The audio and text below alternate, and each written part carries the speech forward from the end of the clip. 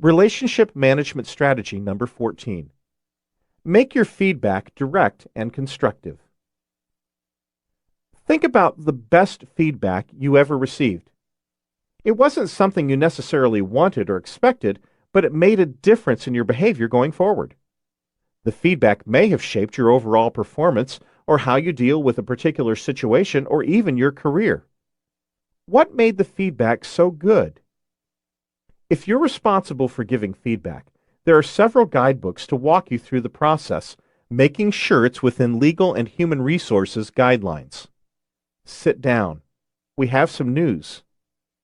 Following legal guidelines isn't what makes feedback a performance or person-changing experience. Infusing EQ know-how into your feedback, though, is what does. Here's how to think about feedback and EQ. Giving feedback is a relationship-building event that requires all four EQ skills to be effective. Use your self-awareness skills to identify your feelings about the feedback. Are you comfortable with the process? Why or why not? Next, use your self-management skills to decide what you'll do with the information you just learned about yourself from answering the above questions.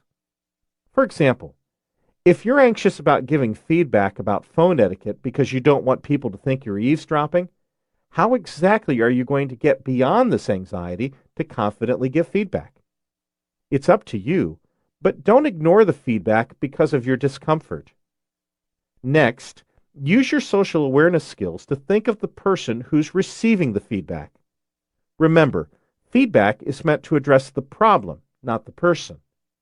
How does the person need to hear your message so it's clear, direct, constructive, and respectful? Constructive feedback has two parts: sharing your opinion and offering solutions for change. Let's take Todd.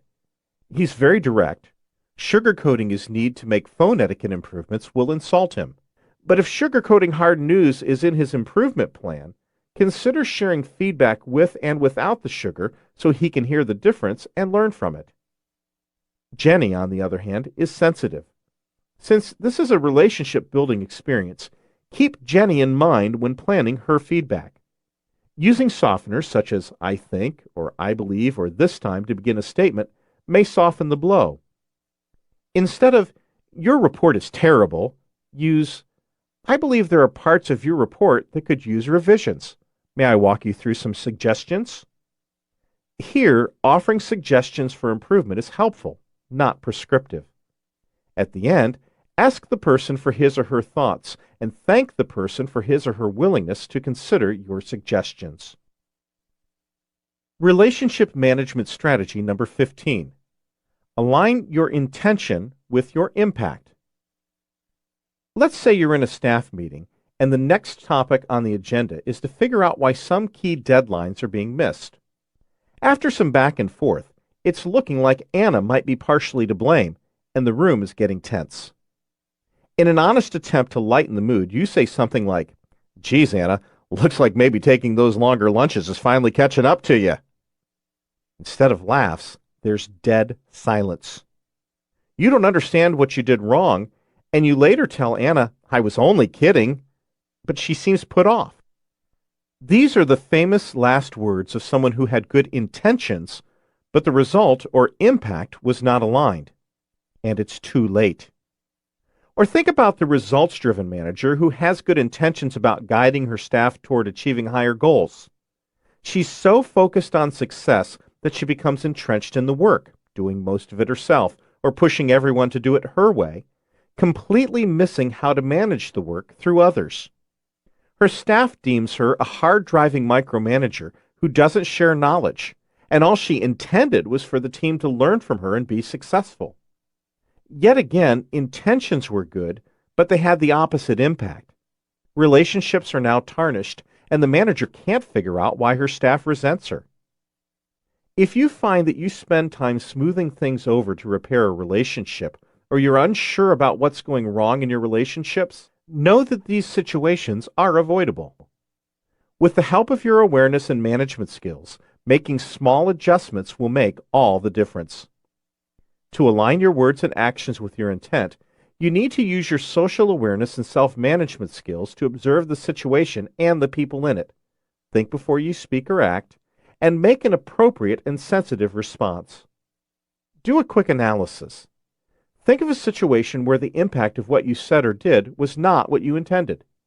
On a piece of paper, describe the incident, your intentions, your actions, and the impact, the end result or reaction of others. Next, write what you didn't realize in the situation and fill in what you understand now in hindsight, including missed cues, what you learned about yourself and others. Finally, answer what you could have done differently to keep your intent and impact aligned.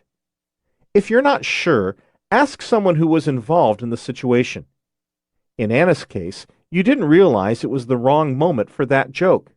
It singled her out publicly. Next time, you'll lighten the mood by poking fun at yourself, not someone else. The results-driven manager didn't realize what motivated her staff members. She didn't give them space and time to learn and grow on their own. To better manage your relationships, it's critical to spot misalignments before you act so that your actions match your impact with your good intentions. Relationship management strategy number 16. Offer a fix-it statement during a broken conversation. Airline agents. They are often the bearer of unavoidably bad news in person. Weather delays, delays due to mechanical repairs, lost luggage, overbooking, the list goes on and on. Airline agents attempt to repair your broken experience with fix-its or tools, like rebooking and vouchers, to problem solve and address the ultimate goal to get you to your destination. It's probably safe to assume that we've all had conversations where we could use a fix-it. A simple discussion breaks into a disagreement or gets stuck going around in circles. In these broken conversations, past mistakes may get brought to the surface. Regretful comments are made, and blame is present.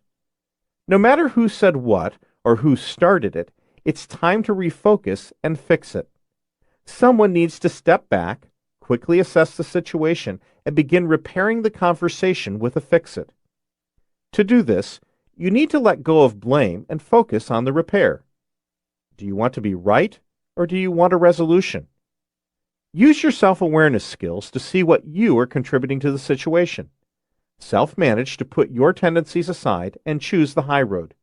Your social awareness skills can help you identify what the other person brought to the table or feels. Looking at both sides will help you figure out where the interaction broke down and which fix-it statement is needed to begin the repairs. Fix-it statements feel like a breath of fresh air, are neutral in tone, and find common ground.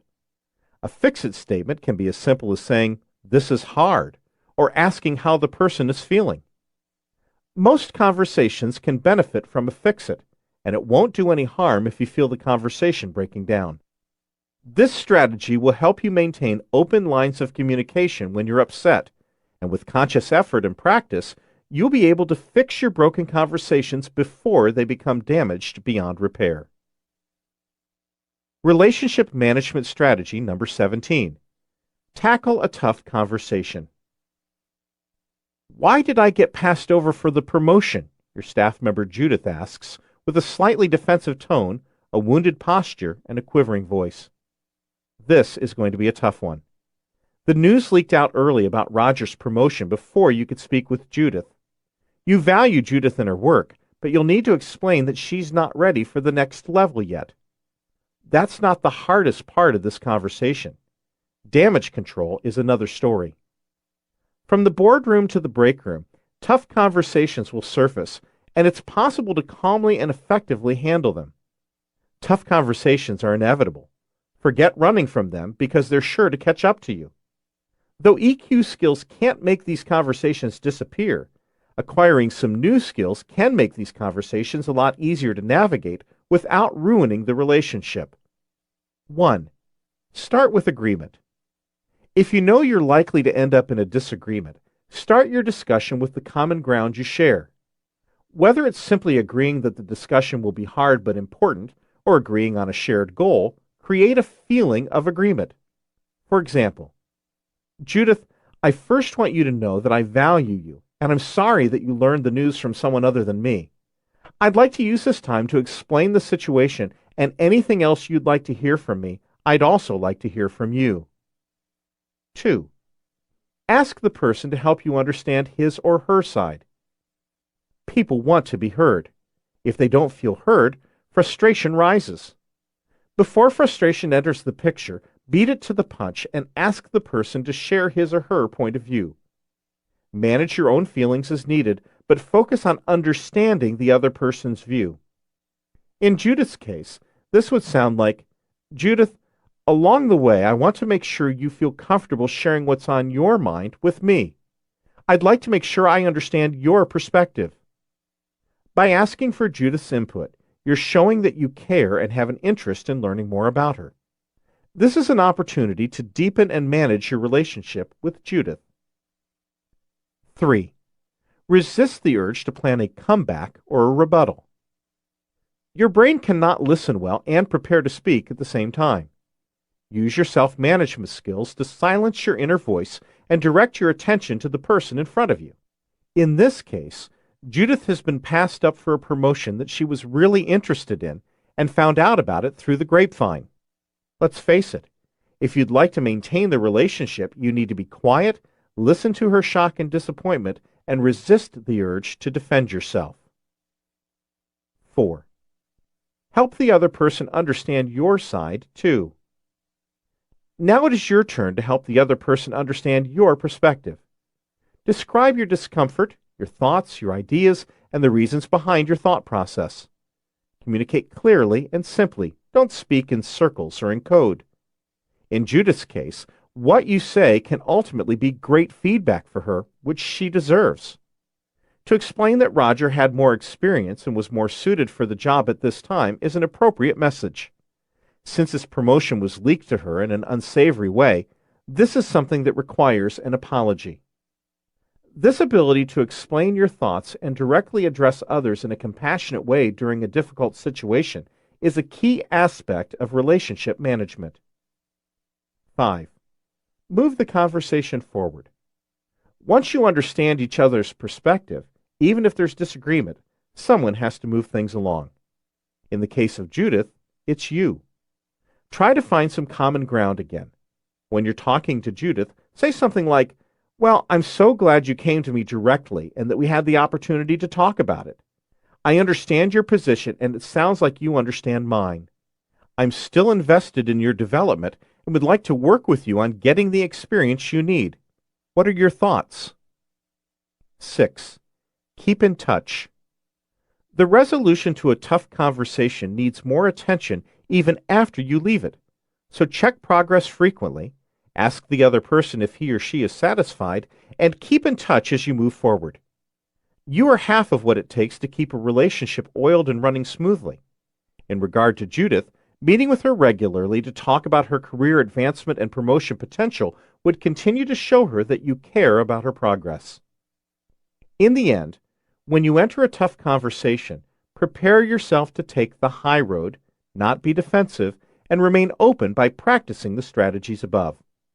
Instead of losing ground with someone in a conversation like this, it can actually become a moment that solidifies your relationship going forward. Epilogue. Just the facts. A look at the latest discoveries in emotional intelligence.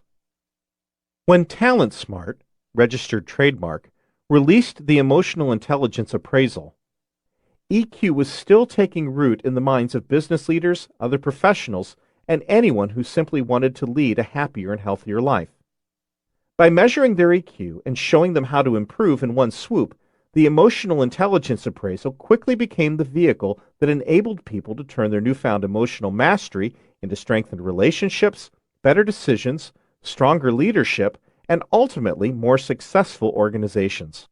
At TalentSmart, we've watched hundreds of thousands of people from the top to the bottom of organizations take the journey to higher EQ.